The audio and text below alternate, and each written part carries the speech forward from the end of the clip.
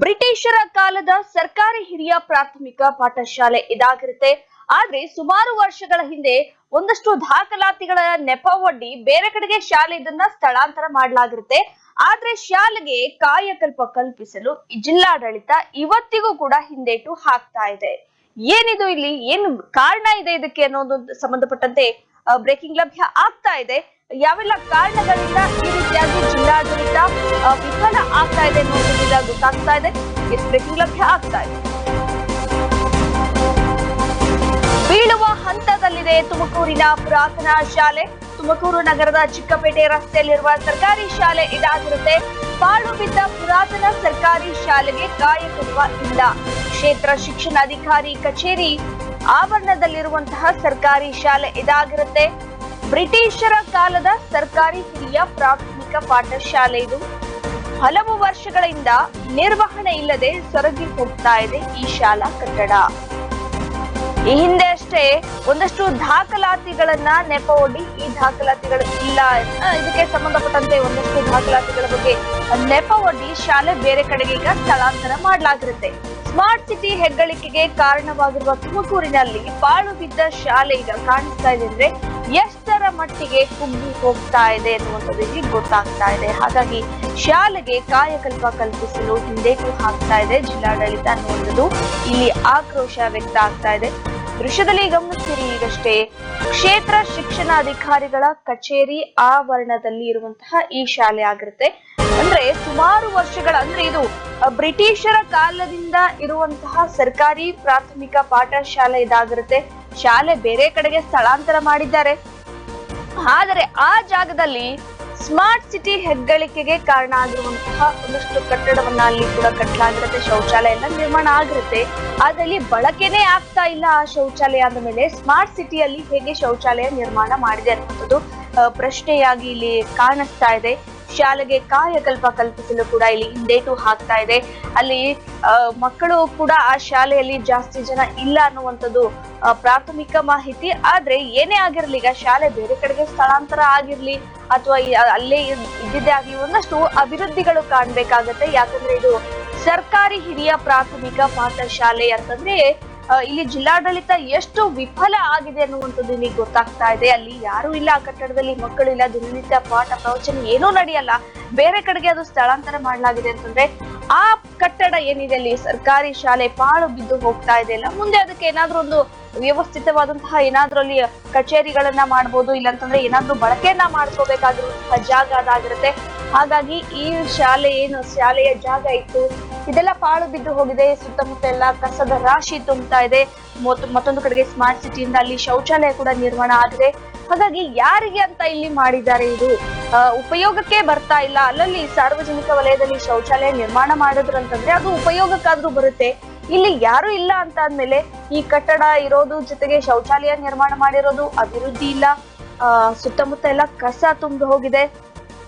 ಹಾಗಿದ್ಮೇಲೆ ಇದರ ಬಗ್ಗೆ ಇಲ್ಲಿ ಸಂಬಂಧಪಟ್ಟಂತಹ ಜಿಲ್ಲಾಡಳಿತ ನಿಗಾ ವಹಿಸಬೇಕು, ಕ್ರಮವನ್ನ ತೆಗೆದುಕೊಳ್ಬೇಕು. ಮುಂದೆ ಯಾವ ಕಟ್ಟಡ ಇಲ್ಲಿ ನಿರ್ಮಾಣ ಮಾಡಬಹುದು, ಈ ಜಾಗದಿಂದ ಇಲ್ಲಿ ಏನಾದ್ರೂ ಒಂದು ಕಚೇರಿ ಆಗಿರ್ಬೋದು, ಏನಾದ್ರೂ ಒಂದು ಸಾರ್ವಜನಿಕರಿಗೆ ಸಂಬಂಧಪಟ್ಟಂತಹ ಆಫೀಸ್ಗಳು ಏನಾದ್ರೂ ಒಂದು ಮಾಡಬಹುದಾಗಿತ್ತು. ಆದ್ರೆ ಇಲ್ಲಿ ಯಾರು ಕೂಡ ಇಲ್ಲ, ಶಾಲೆಯನ್ನು ನಡೆಸ್ತಾ ಇಲ್ಲ ಅಂತಂದ್ರೆ ಜಿಲ್ಲಾಡಳಿತ ಎಷ್ಟರ ಮಟ್ಟಿಗೆ ನಿರ್ಲಕ್ಷ್ಯ ವಹಿಸಿದೆ ಅನ್ನುವಂಥದ್ದು ಇಲ್ಲಿ ಗೊತ್ತಾಗ್ತಾ ಇದೆ ಅನ್ನುವಂಥದ್ದು ಹೇಳಲಾಗ್ತಾ ಇದೆ. ಬೀಳುವ ಹಂತದಲ್ಲಿದೆ ಈ ಶಾಲೆ, ಆದ್ರೂ ಕೂಡ ಯಾರು ಇದರ ಬಗ್ಗೆ ಕ್ರಮವನ್ನ ತೆಗೆದುಕೊಳ್ತಾ ಇಲ್ಲ ಅನ್ನುವಂಥದ್ದು ಇಲ್ಲಿ ಗೊತ್ತಾಗ್ತಾ ಇದೆ.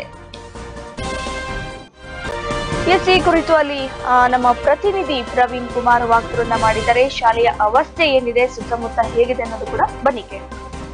ಎಸ್ ವೀಕ್ಷಕರೇ, ತುಮಕೂರು ನಗರದಲ್ಲಿ ಸಾಕಷ್ಟು ರೀತಿಯಾಗಿ ಏನು ಪುರಾತನವಾದಂಥ ಶಾಲೆಗಳಿದ್ದಾವೆ, ಆ ಶಾಲೆಗಳನ್ನು ಮುಚ್ಚಬಾರ್ದು, ಆ ಶಾಲೆಗಳಿಗೆ ಹೊಸದಾಗಿ ಕಾಯಕಲ್ಪವನ್ನು ಕಲ್ಪಿಸಿಕೊಡಬೇಕು ಅಂತೇಳಿ ಸರ್ಕಾರ ಸಾಕಷ್ಟು ರೀತಿಯಾಗಿ ಒಂದು ಕಸರತ್ತನ್ನು ಮಾಡ್ತಾ ಇದೆ. ಆದರೆ ತುಮಕೂರು ನಗರದ ಹೃದಯ ಭಾಗದಲ್ಲಿರ್ತಕ್ಕಂತಹ ಚಿಕ್ಕಪೇಟೆ ರಸ್ತೆಯಲ್ಲಿ ಒಂದು ಪುರಾತನವಾದ ಶಾಲೆ ಇದೆ. ಆದರೆ ಆ ಶಾಲೆ ಇದುವರೆಗೂ ಕೂಡ ಏನೋ ಒಂದು ಗೋದಾಮಾಗಿತ್ತು. ಆದರೆ ಇವತ್ತು ದುಸ್ಥಿತಿಗೆ ಬಂದಿರತಕ್ಕಂಥದ್ದು.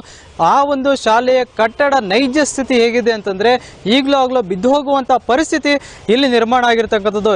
ಈಗಾಗಲೇ ಈ ಮುಂಚೆ ವಿದ್ಯಾರ್ಥಿಗಳ ಹಾಜರಾತಿ ಕಡಿಮೆ ಆಗಿತ್ತು. ಆ ಕಾರಣಕ್ಕೋಸ್ಕರ ವಿದ್ಯಾರ್ಥಿಗಳನ್ನು ಶಾಲೆಯನ್ನು ಬೇರೆಡೆ ಸ್ಥಳಾಂತರ ಮಾಡಲಾಗಿತ್ತು. ಮತ್ತು ಈ ಶಾಲೆಯನ್ನು ಪುರಾತನ ಇತಿಹಾಸ ಹೊಂದಿರತಕ್ಕಂಥದ್ದು ಮತ್ತು 158 ವರ್ಷಗಳ ಇತಿಹಾಸ ಹೊಂದಿರತಕ್ಕಂಥ ಈ ಒಂದು ಜಾಗವನ್ನು ಹಾಗೇ ಉಳಿಸಿಕೊಂಡು ಹೋಗಬೇಕು ಅನ್ನುವಂಥ ಮಹದಾಸೆಯಿಂದ ಶಿಕ್ಷಣ ಇಲಾಖೆ ಈ ಒಂದು ಶಾಲೆಯನ್ನು ಹಾಗೇ ಉಳಿಸಿಕೊಂಡಿದೆ. ಆದರೆ ಆ ಶಾಲೆಯನ್ನು ಅಷ್ಟೇ ನೈಜತೆ ಕಾಪಾಡಿಕೊಳ್ಳುವ ನಿಟ್ಟಿನಲ್ಲಿ ಎಲ್ಲೋ ಒಂದು ಕಡೆ ಇಲಾಖೆ ವಿಫಲ ಆಗಿದೆ ಅನ್ನುವಂಥದ್ದು ಸ್ಪಷ್ಟವಾಗಿ ಕಾಣ್ತಾ ಇದೆ. ಯಾಕೆ ಈ ಮಾತನ್ನು ಹೇಳ್ತಾ ಇದ್ದೀವಿ ಅನ್ನೋದಾದರೆ ನಮ್ಮ ಹಿಂದೆಗಡೆ ನೋಡ್ಬೋದು, ಈ ಒಂದು ಶಾಲೆಯ ಕಟ್ಟಡ ಏನಿದೆ ಸಂಪೂರ್ಣವಾಗಿ ಜಖಂಗೊಂಡಿರ್ತಕ್ಕಂಥದ್ದು. ಈಗಲೂ ಮಳೆ ಬಂದರೆ ಬಿದ್ದು ಹೋಗುವಂಥ ಪರಿಸ್ಥಿತಿ ನಿರ್ಮಾಣ. ಯಾಕೆಂದರೆ ಈಗ ಮಳೆಗಾಲ ಆರಂಭ ಆಗ್ತಾ ಇದೆ. ಈಗ ವಾಸ್ತವವಾಗಿ ಈ ಒಂದು ಕಟ್ಟಡದ ನೈಜತೆ ಸ್ಪಷ್ಟವಾಗಿ ಗೊತ್ತಾಗ್ತಾ ಇದೆ.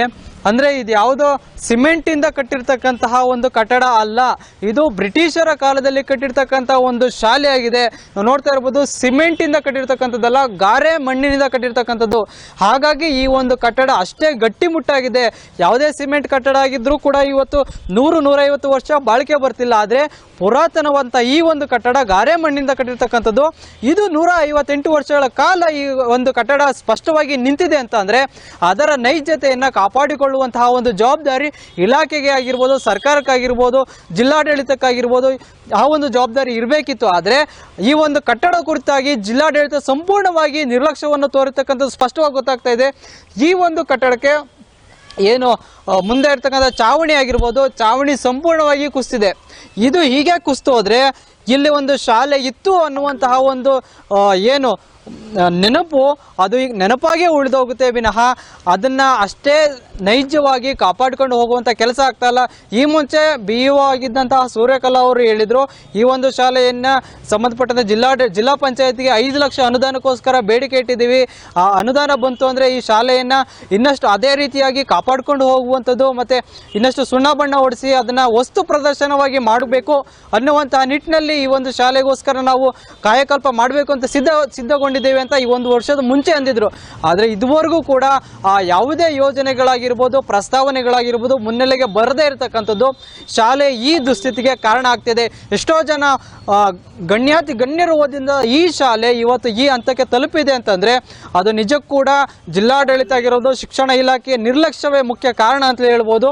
ಹಾಗಾಗಿ ಸಂಪೂರ್ಣವಾಗಿ ಈ ಒಂದು ಏನು ಈ ಶಾಲೆ ಏನಿದೆ ಅದರ ನೈಜತೆಯನ್ನು ಕಾಪಾಡಿಕೊಳ್ಳುವ ನಿಟ್ಟಿನಲ್ಲಿ ಆಗಿರ್ಬೋದು, ಅದರ ಒಂದು ಐತಿಹಾಸಿಕ ಇತಿಹಾಸವನ್ನು ಕಾಪಾಡಿಕೊಳ್ಳುವ ನಿಟ್ಟಿನಲ್ಲಾಗಿರ್ಬೋದು, ಈ ಶಾಲೆಯನ್ನು ಹಾಗೆ ಉಳಿಸಿಕೊಳ್ಳುವ ನಿಟ್ಟಿನಲ್ಲಿ ಜಿಲ್ಲಾಡಳಿತ, ಶಿಕ್ಷಣ ಇಲಾಖೆ ಒಟ್ಟಾರೆಯಾಗಿ ಕೆಲಸ ಮಾಡಿದಾಗ ಮಾತ್ರ ಈ ಒಂದು ಶಾಲೆಯ ಐತಿಹಾಸಿಕತೆ, ಪುರಾತನ ಒಂದು ಇತಿಹಾಸ ಉಳಿದುಕೊಂಡು ಹೋಗ್ತದೆ. ಇಲ್ಲವಾದರೆ ಈ ಶಾಲೆ ಕೇವಲ ನೆನಪಿಗೆ ಮಾತ್ರ ಅನ್ನುವಂಥ ಮಟ್ಟದಲ್ಲಿ ಈ ಶಾಲೆಯ ಸ್ಥಿತಿ ಎದುರಾಗಿದೆ. ಕ್ಯಾಮ್ರಾ ಪರ್ಸನ್ ಅಂಜನ್ ಕುಮಾರ್ ಜೊತೆ ಪ್ರವೀಣ್ ಕುಮಾರ್, ಅಮೋಕ್ ಟಿವಿ, ತುಮಕೂರು.